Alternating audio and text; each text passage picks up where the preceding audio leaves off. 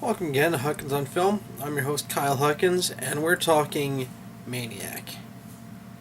I don't mean William Lustig's 1980 masterpiece starring Joe Spinell. There's actually been a remake of Maniac, which Lustig actually produced. But it was written by Gregory Levasseur and Alexander Aya, who you may know from either The Hills Have Eyes remakes. And I only saw the first half of the first one. It really didn't do a lot for me. And the controversial High Tension, of which the first 95% is a masterpiece. Oh, that ending though. Let's not talk about the ending. I'm just forgetting that happened. But they wrote it. It was directed by Frank Calhoun. I know I am totally screwing up that name. But he directed the office building slasher flick P2 from it was like 5-6 years ago. I never saw it. It's the first thing I've seen by him. And it is a remake of Maniac. This movie's great. I mean, serious. And I don't mean, for a remake of a classic, it's good. I mean, this is a legitimately great movie. I saw it yesterday. I actually did shoot another review of this. But I was so blown away that it was completely incoherent. Also, I forgot to shut off my air conditioner, so there's a lot of background noise. But mostly it was just I was dumbstruck by what a good movie this is. I mean, I'm not really the type to give. I'm usually kind of. I never expect remakes to be really good. I've liked some over the years, but usually it could be decent. Won't be as good as the original. Like the Evil Dead one. It was okay. I didn't hate it. I'm probably never going to see it again. This I'll watch again in a heartbeat. Why, you ask? 2 words. Elijah Wood. He is phenomenal in this movie. I mean, I seriously, I think this was an Oscar-worthy performance. I think he's that damn good in this movie. Because his character, he's Frank Zito from Maniac. He is a vicious murderer. And the same holds true in this. He is no less vicious than Joe Spinell's Frank Zito.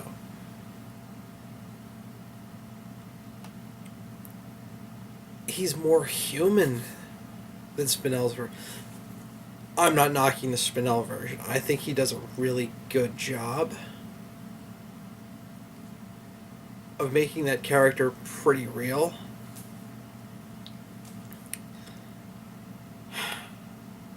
I think Wood may have outdone him.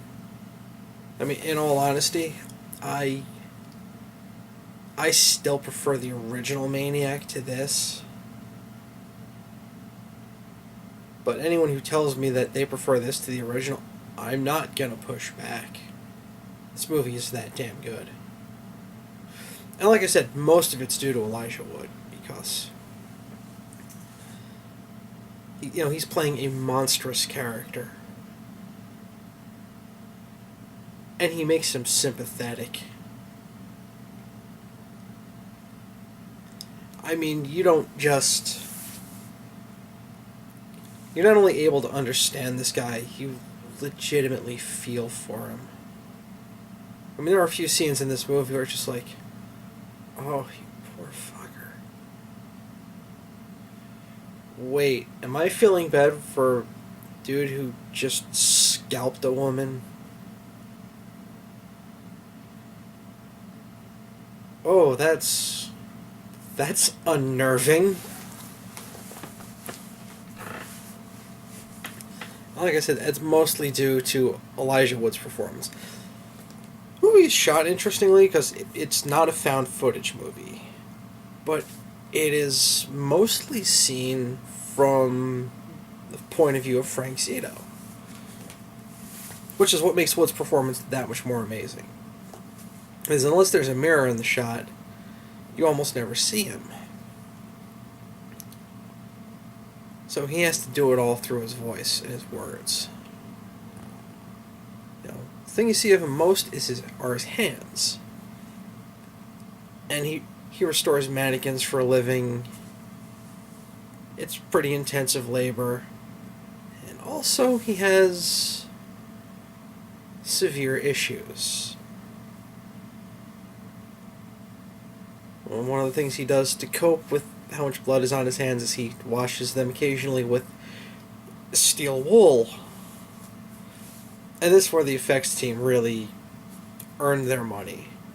Because you see his hands a lot in the movie, and they're just bruised, bloodied, and beat to hell the whole time. Seriously, I don't know how the guy can even, pick something up. His hands are so screwed up in this. And, like I said, just other than the odd hand gesture and, a few scenes where you get to see his face, for the most part, it's all in his voice. Now, some of it was, the the visual and the sound department having fun. Because there are times where he has panic attacks, or he's going into a rage, or he's very paranoid for obvious reasons. And you'll just get this high-pitched buzz. The screen will get kind of blurry, but not. It's a little hard to describe. In fact, early on there's a great scene illustrating his paranoia, where he's in a restaurant with this woman. It's their first date. And he's looking, and everyone in the restaurant is looking at him. And I don't think everyone in the restaurant was actually looking at him. I think it was a figment of his imagination. But it was just one of those where it's like, this is really weird. It's a very subtle little thing. But damn, it's subtle, but it's not so subtle that you miss it. It's just,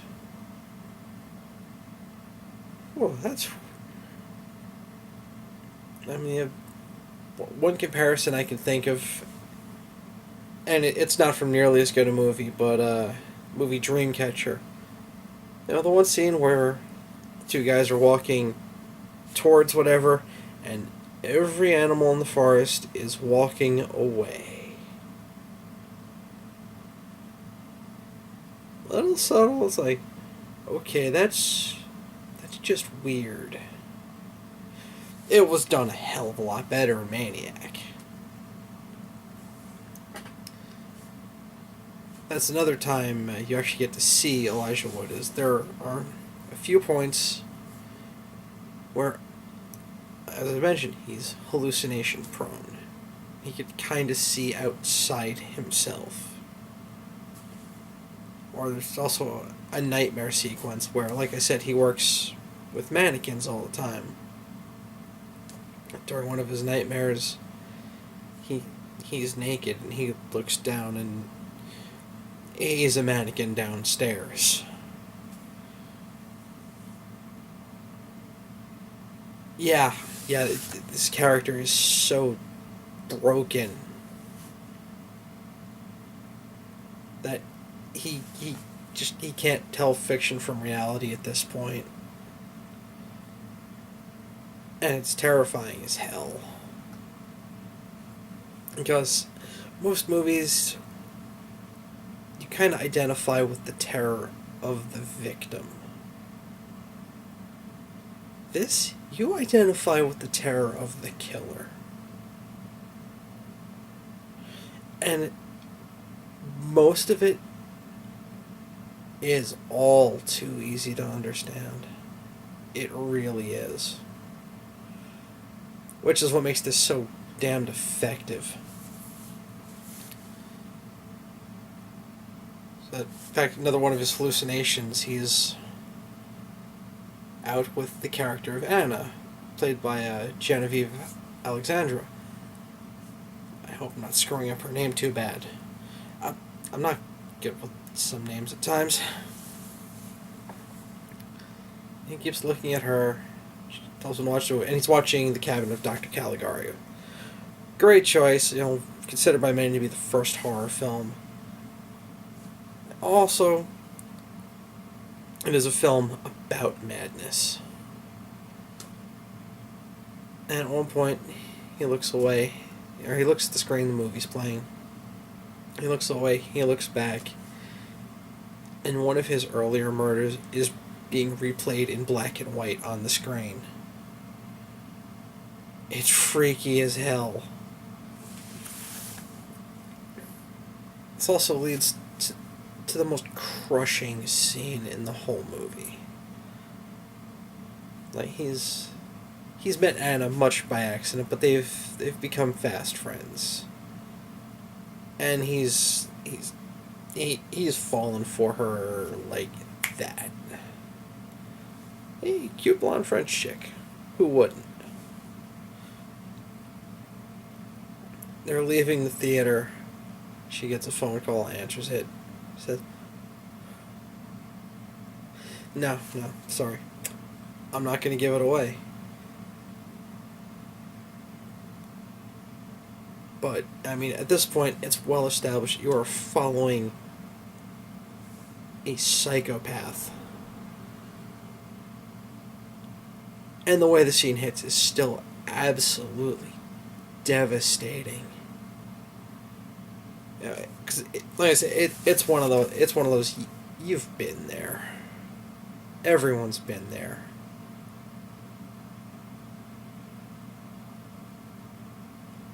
And it just lands like a 16-ton weight.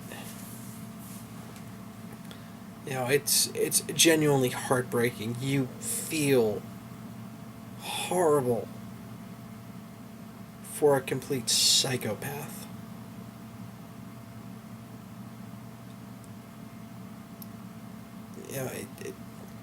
I guess it's been almost 24 hours and I'm still having trouble talking about this movie because it's so well done.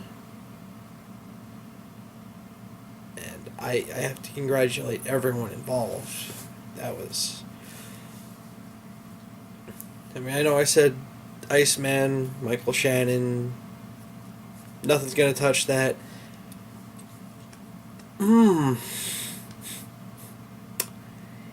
Yeah, we've got competition here. This was just amazing. It's amazing for different reasons, but it's still amazing.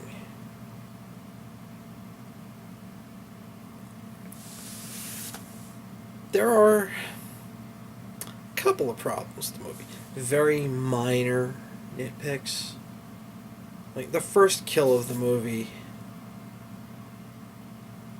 has a lot of bad CGI to it. Luckily, for the most part, they keep the CGI to a minimum. Most of the effects in this are practical. The first one, it's obvious CGI. It looks really bad. And then after this, the only CGI I noticed were during one of the murders, there would be blood flying through the air, and you could tell it was CGI'd. It wasn't like Expendables 1 bad, but you could still tell. But luckily they kept those effects to a minimum. This was mostly practical effects. And they looked great. Because the murders in it, this film gets really brutal at times too, especially towards the end. In fact, towards the end, it gets. It's actually another one of them. Towards the end, it gets a little cartoonish. Like, it sort of gets to be the death of Rasputin. Just the amount of damage a couple of characters are doing to each other. It gets a little over the top. Again, it's not enough to drive me crazy or make me hate this movie. The other problem I have, and again, this is very small. As I've said, the story is told point of view through Elijah Wood. They break that gimmick a couple of times. And I don't know why. It's not enough to ruin anything for me, but it is a little distracting. And the whole thing's been from this guy's point of view, and all of a sudden, it's not. And it's not even like there's a hallucination or a dream sequence.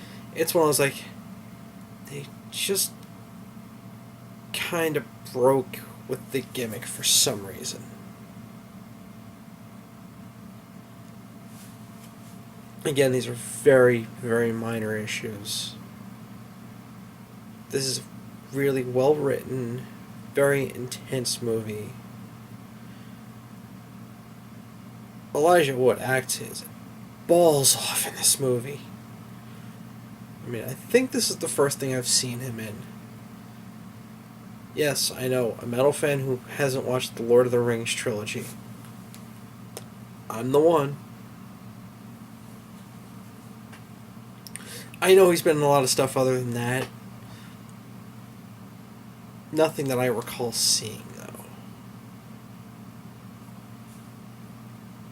I might have to change that because he's genuinely amazing in this movie.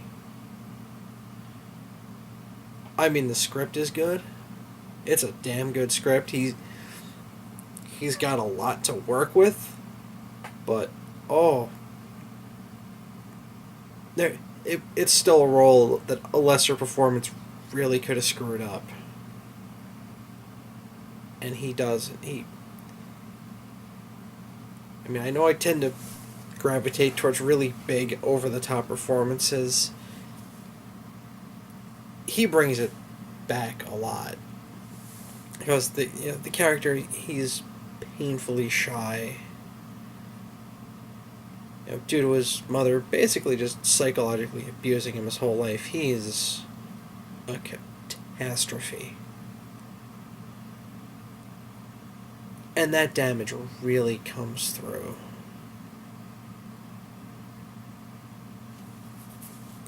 Oof.